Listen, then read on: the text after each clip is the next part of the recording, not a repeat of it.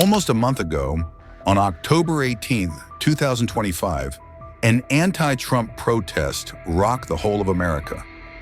The No Kings protest against Trump's policies swept across key American states from New York, Chicago, and Washington, D.C., to Miami and Los Angeles. Thousands of protesters joined the anti-Trump rally to protest against the fascist regime of Donald Trump. With placards reading, "Get your tiny hands off our democracy," and "No tyrants, no dictators, no oligarchs," Americans led a peaceful protest against Trump and co.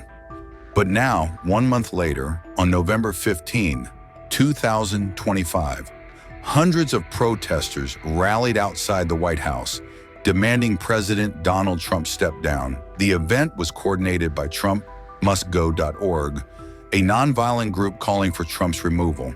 This was the first protest among the remaining 2 planned protests. Demonstrators carried signs reading, "Trump must go now," and "The people demand the fall of the Trump regime." One protester, dressed as a skeleton version of the Statue of Liberty, stood as a symbol of democracy under threat. Children and adults alike joined the march, holding placards denouncing Trump's presidency. Activists wrapped yellow "Crime Scene Do Not Cross" tape around the White House perimeter. In a dramatic gesture, Jim Keedy, a protester, declared, "We are here as American patriots, saying Trump must go now." He urged citizens nationwide to join future demonstrations in Washington, D.C. Organizers announced 2 more protests scheduled for November the 17th and November 24th. And we are here as American patriots saying that Trump must go now. And we are asking citizens from around the United States to join us. We're here today on Saturday. We'll be back this coming Monday. We will be back the Monday after that. It is time for everyone who believes that Trump must go, that you're angry about him for whatever your issue is, to get your body in the streets of our nation's capital. Despite strong rhetoric, the protests remained peaceful, ending with chants and symbolic acts outside the White House. Since his return to the White House in January, Trump has broadened presidential authority, issuing executive orders that dismantle sections of the federal government and deploying National Guard units to U.S. cities, even over the objections of state governors. He has also urged senior law enforcement officials to pursue legal action against individuals he views as adversaries. Trump defends these measures as essential steps to restore a nation in turmoil, dismissing accusations of authoritarian or fascist behavior as exaggerated. However, critics argue that several of his initiatives overstep constitutional boundaries and pose serious risks to American democracy. Watch his recent press interaction, where he blasted Democrats for the newly disclosed Epstein emails. Clinton's ties with Jeffrey Epstein, urged the DOJ to probe Democrats' ties with him, and slammed alleged Democratic corruption in America. President, what did Jeffrey Epstein mean in his emails when he said you knew about the girls? I know nothing about that. They would have announced that a long time ago. It's really, what did he mean when he spent all the time with Bill Clinton, with the president of Harvard, who you know who that is, Summers, Larry Summers, whatever his name is, and all of the other people that he spent time with. Jeffrey Epstein and I had a very bad relationship for many years, but he also saw strength because I was president. So he dictated a couple of memos to himself. Give me a break. You're going to find out what did he know with respect to Bill Clinton, with respect to the head of Harvard, with respect to all of those people that he knew, including J.P. Morgan Chase. Sir, Yeah, Jennifer, go ahead. Go ahead. Incriminating in the file, On sir. Venezuela, Why sir? not why are you acting as a Quiet, McGee. On Go Venezuela, sir, you've had a lot of meetings on Venezuela. I know you can't tell us what your next steps will be, but can you say, have you made up your mind on what you'd like to do for, as far as action for I Venezuela? sort of have made up my mind, yeah. I mean, I can't tell you what it would be, but I sort of made up my mind. What do you say to some of your supporters who might not be excited about another foreign campaign? Well, we'll see what happens. I mean, I can't tell you what it is, but we made a lot of progress with Venezuela in terms of stopping drugs from pouring in. but we have a Mexico problem, we have a Colombia problem, meaning Colombia, the country. We're doing very well. Drugs coming into our country are greatly slowed, as you can imagine. On the tariff rollback, sir, does this signal a change on your message for affordability for groceries? No, I just want to bring down some of the foods. Look, for the most part, the foods, when we cut back a little bit on those tariffs, we'll get the price down, but they're not competitive in this country. Like tomatoes and bananas and things, we don't make them in this country. So there's no protection of our industries or our food products. So what we're going to do is we cut back. You'll see prices come down even lower. You have to understand, we've all suffered from the Biden prices, which were much higher than they are right now. But I'll be able to get them down even lower, at least a little bit lower, possibly in some cases a lot lower.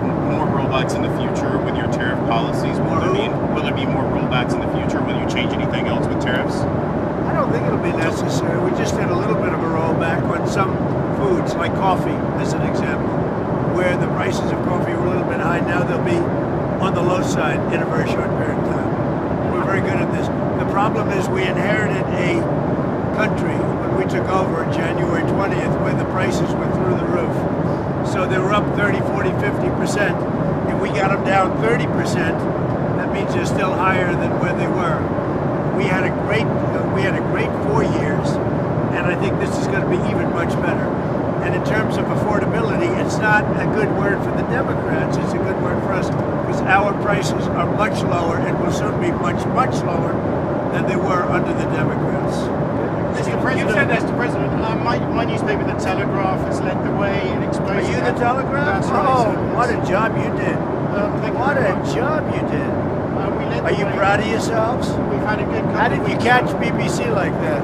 We have good sources. Honestly, congratulations. You did a great service to a lot of countries, a lot of great human beings, if you want to know the truth. And exposing what fake news is all about, what BBC did, nobody would even think a thing like that was done. They actually changed the words coming out of my mouth.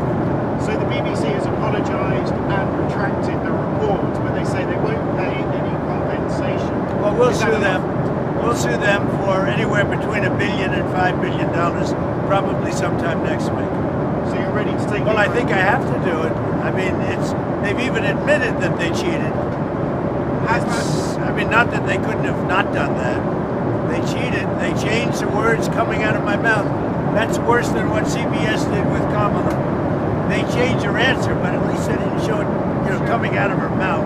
Do you think it's appropriate that British TV viewers have to pay more than $200 just for the right to watch television? Do you think the license... Well, I don't know what they do in a place that I like a lot, in general UK, right? But the people of the UK are very angry about what happened, as you can imagine, because it shows the BBC is fake news. Of course, you and I knew that for a long time, but we didn't know it was this fake. Have you raised the issue with Sir Keir Starmer? I have not, but I'll call him. I'm going to call him over the weekend. He actually put a call into me. He's very embarrassed by it. I don't know what percentage is owned by the country, but regardless if it's small or large or nothing, I can say this, the UK is very, very embarrassed by BBC, what they did. Mr. President, you've said that tariffs do not increase prices for consumers, but now you're lowering tariffs. I didn't say they don't. I say they may in some cases, but to a large extent they've been borne by the country. As an example, we have virtually no inflation, and yet we've taken in hundreds of billions of dollars. So we've taken in hundreds of billions of dollars.